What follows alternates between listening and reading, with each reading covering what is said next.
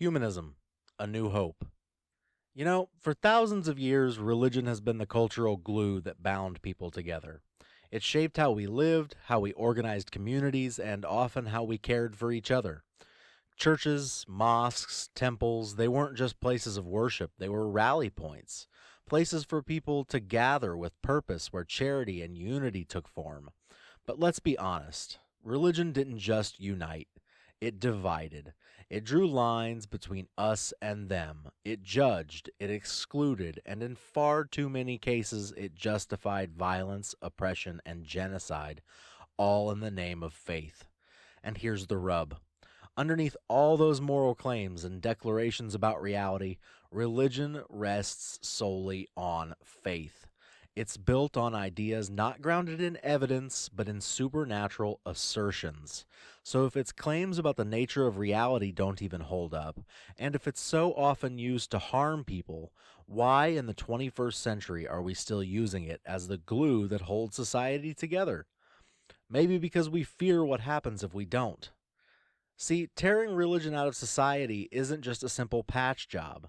It's more like pulling at the seams of the whole fabric. Religion is woven deep into our laws, our rituals, even our self understanding. To remove it feels like inviting societal collapse, like shaking the very bones of our communities, and without a clear replacement, that is simply terrifying.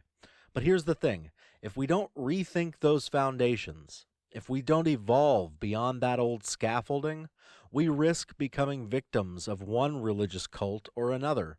The question becomes urgent. What should hold us together if not religion?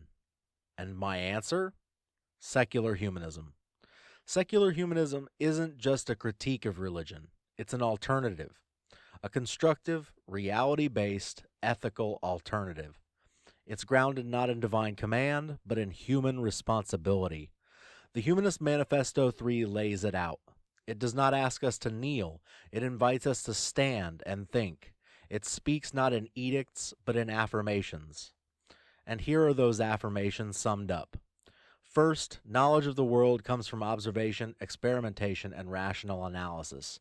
Not revelation, not prophecy, but inquiry. We learn by asking questions, testing answers, and staying curious. Second, humans are a part of nature, shaped by evolution, not crafted by some cosmic potter. We are not fallen angels. We are thinking primates who emerged from the stars and soil. That is humbling and that is awe-inspiring enough. Third, ethics are born of human need and interests, and they are tested by experience. Morality isn't static. It, like us, evolves. It adapts. It grows out of empathy, not holy commands. Fourth, fulfillment comes from engaging in humane ideals.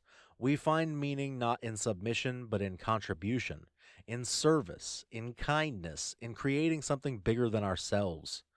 Fifth, we are social creatures. Meaning lives in relationships. It's not about isolated souls striving for salvation, it's about connected beings finding hope in one another. And sixth, working to benefit society isn't just noble, it's the key to individual happiness. Personal joy and communal good aren't at odds. They reinforce each other. When we lift others, we rise too. A rising tide lifts all boats. These 6 affirmations don't demand belief. They invite exploration. They welcome nuance. They're not inscribed on stone, they're etched in experience, revised by evidence, and expanded through empathy. Humanism doesn't preach, it listens, it grows, it transforms with the times. There are no creeds, no gods or devils, no fear of damnation or promise of paradise. Just us.